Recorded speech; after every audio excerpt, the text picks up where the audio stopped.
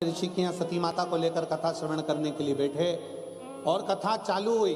और कथा चालू होते से ही शंकर भगवान ने कुंभज बाबा से हाथ जोड़कर प्रार्थना करी कि आप कथा कहो। और कुंभज बाबा ने जो कथा कहना प्रारंभ करी, जो कथा कहना, शिव जी का तो मन लग रहा है पर सती का मन नहीं लग रहा। और कथा के मध्य में जो मांगा जाता है वो मिलता जरूर है। शंकर भगवान ने कथा सुनते सुनते मन में विचार करा कि मुझे राम का दर्शन हो जाए, और सती माता ने कथा सुनते सुनते विचार करा कि काय का शरीर पाया है, पति विवाह के बाद कथा सुनाने लाया है, इससे तो अच्छा कि मेरा शरीर जल के भस्म हो जाए। दोनों ने मांगा।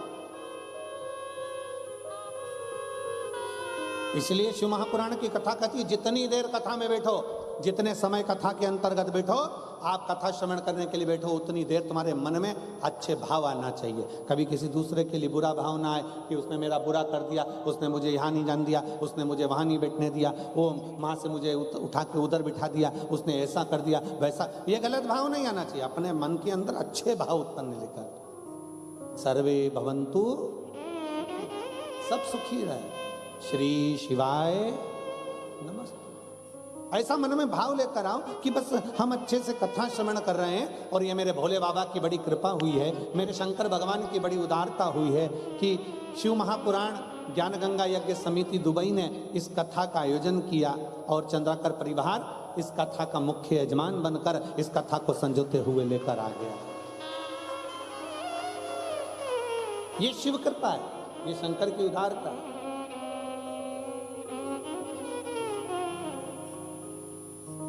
आज चंद्राकर परिवार पूरा बैठा है ना, तो हमको खुशी हो रही है। हम शंकर को कितना चुनते हैं ये हमारे ऊपर निर्भर करता है। कोई कोई ऐसा होगा जो कथा में बैठकर भी निंदा को चुनेगा, चुगली को चुनेगा, अपशब्द को चुनेगा। एक कथा कितनी सुंदर शिव पुराण में आती है। एक राजा थे जिनका नाम था मूर्त। मूर्त नाम के राजा थे और उनकी एक बहन थी।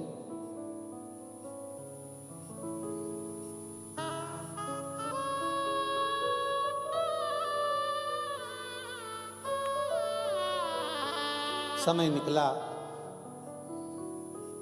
वो राजा की जो बहन थी वो थी तो अच्छी, पर एक संगत उसकी गड़बड़ थी कि वो निंदक की संगत किया करती थी, तो दिन भर चुगली में ही रिया करती,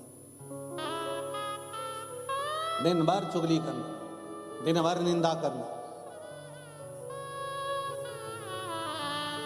होती है किसी किसी की आदत। तीन तरह के श्रोता होते हैं। पहले नंबर का होता है श्रोता। श्रोता का मतलब होता है कथा सुनने, जम के बोलो कथा सुनने वाला। दूसरे नंबर का होता है सोता।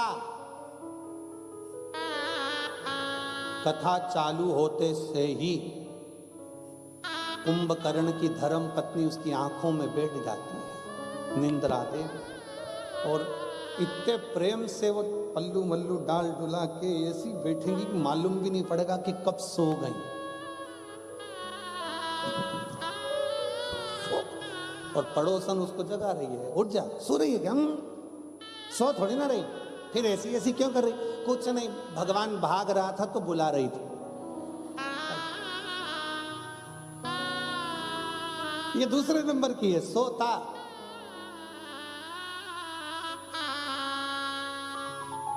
ये सोने के लिए आता है। और तीसरे नंबर का है सरोता, सुपारी काटने वाला।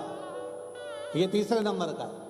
कथा में जितनी देर बैठते हैं, जितनी देर कथा को श्रवण करने बैठते हैं, उतनी देर दिन भर काटते रहते हैं। महाराज जी ने तो ये बाचा, महाराज जी ने वो बाचा, महाराज जी तो ये बोले ही नहीं, बताओ उसने तो ऐसा कर दिया, बताओ उसने तो वैसा कर दिया।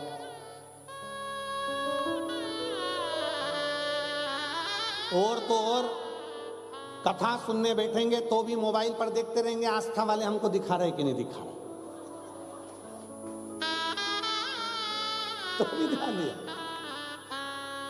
और जैसे ही कैमरा पलट कर उधर गया एकदम चेंज, एकदम बदल।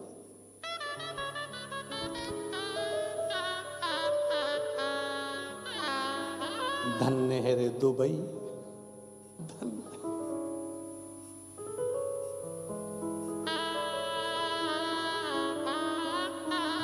तीन है, पहले नंबर पर है श्रोता, दूसरे नंबर पर है सोता, तीसरे नंबर पर है सरोता।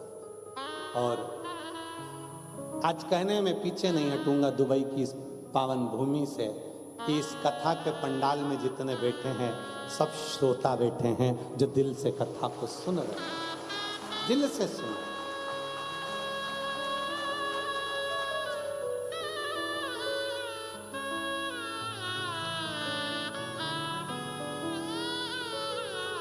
हमारे भारत में जहाँ कथा होती है वहाँ आखिरी दिन हाउसफुल होता है, लोग बाउंड्री के बाहर होते हैं।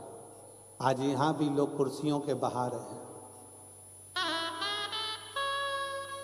और बहुत सारे तो आ नहीं पा रहे क्योंकि जगह नहीं ना।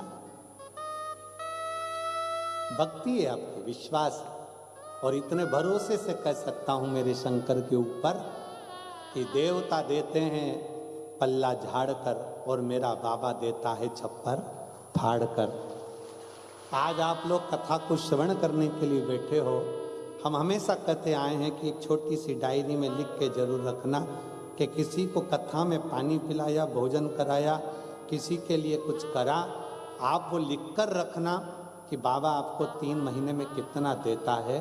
और फिर हमको सूचना भारत में जरूर करना कि हम कथा के पंडाल में बैठे थे तो मेरे ओघड़दानी ने, मेरे शंकर भगवान ने क्या दिया। और आपका पत्र आएगा तब हम कहीं ना कहीं कथा कर रहे होंगे, या तो मेरठ कर रहे होंगे या रायपुर कर रहे होंगे।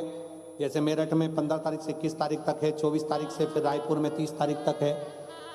फिर आगे कथाओं का क्रम वापिस छत्तीसगढ़ में हालेकोसा में है, सुरिया में। ऐसे कथाओं का क्रम जो चल रहा है उसमें कहीं ना कहीं आपके पत्रों का वर्णन भी जरूर करें। सती मैया ने विचार करा कि इससे तो प्राण छूट जाए। जो मांग रहे हो शंकर की कथा में बैठकर, जैसा तुम्हारा भाव होगा, जैसी पांव की शुद्धता होगी, वैसा परमात्मा आपको मिलेगा।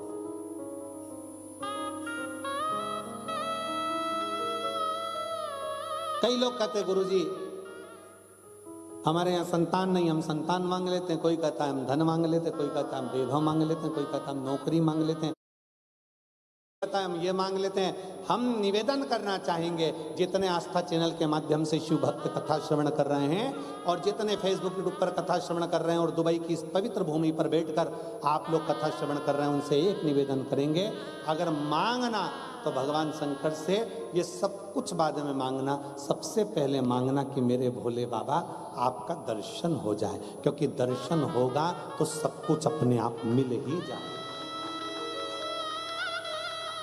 आप में से कई मेरी जीजियां बैठी हैं, कई जीजा बैठे हैं, कई माताएं, कई बेटियां बेटा बैठे हैं, जिन्होंने भगवान शंकर को एक लोटा जल चढ़ाकर ये मांगा, हमें कथा कब मिलेगी बाबा, हम कथा कब सुनेंगे। हम तो जा नहीं सकते भारत में, कहाँ बैठकर कथा श्रवण करेंगे, पंडाल में भारी भीड़ होती है। ऐसी कृपा कर दो बाबा कि हमको कथा मिल जाए, हम कथा एक बार पंडाल में बैठकर श्रवण कर लें। अपने जीवन में एक बार तो कथा को हम पंडाल में बैठकर सुने। और ये दुबई की इस पवित्र भूमि पर यजमान परिवार ने सिद्ध कर दिया कि इस पंडाल में बैठकर आपको और हमको कथा श्रवण करने का सौभाग्य मिला।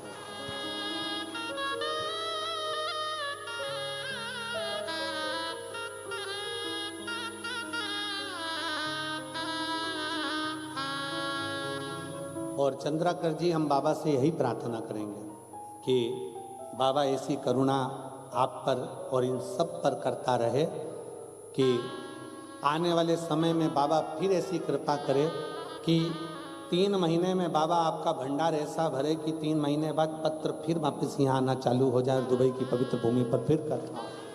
हम तो बाबा से इतना प्रार्थना करें, शिव तत्व की प्राप्ति। शंकर कैसे भी हमको, हम भगवान से क्या मांगे, धन दौलत संपदा वैभव। अगर एक बार उसका दर्शन हो गया, एक बार उसका दीदार हो गया, तो समझ लो कि शिव ने सब कुछ दे दिया, सब कुछ।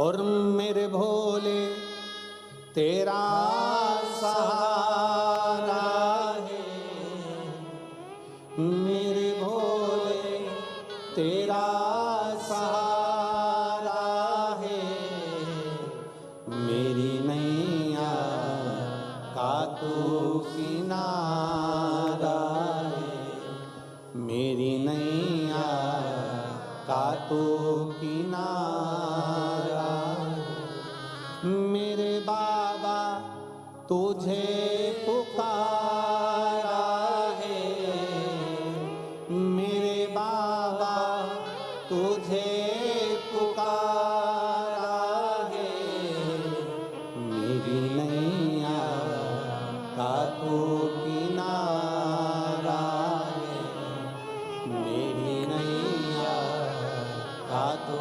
किनारा। शिव की भक्ति हमें शिव के करीब में लेकर जाए।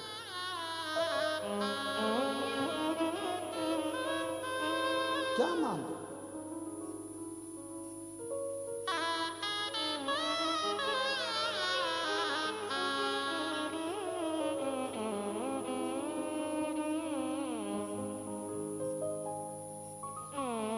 एक बहुत सुंदर प्रसंग आता है, बात ध्यान में।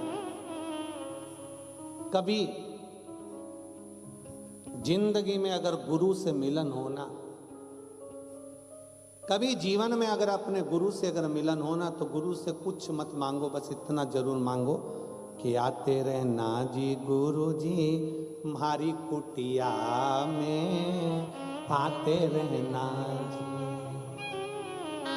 और मेरी कुटिया तो टूटी फूटी, मेरी कुटिया तो टूटी फूटी, तेरे चरणों से कुटिया बन जाएगी, आते रहना जी। आप आते रहो, आपका दर्शन होते रहे। हम शंकर के सम्मुख में पहुंचे तो क्या मांगे? केवल शंकर का दर्शन, क्योंकि शिव का अगर दर्शन हो गया तो शिव महापुराण की कथा कहती है कि शंकर का दर्शन और शिव महापुराण की कथा कभी खाली नहीं जाती है। शंकर की कथा में अगर बैठे हो तो कुछ ना कुछ बाबा देकर भेजता ही है, और शंकर का दर्शन कभी खाली नहीं जाता। शिव का दर्शन से कुछ ना कुछ हमें प्राप्त होता ही, मिलता जरूर है। शिव का दर्शन खाली नहीं जा सकता, शंकर की कथा खाली नहीं जा सकती।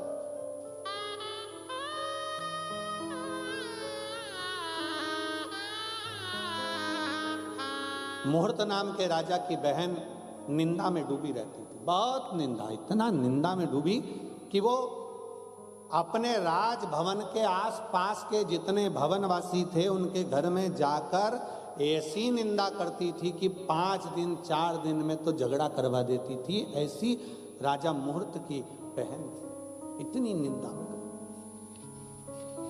डूबती थी। निंदा होता है, किसी किसी को निंदा में बड़ा सुख मिलता है, किसी किसी को कथा में सुख मिलता है।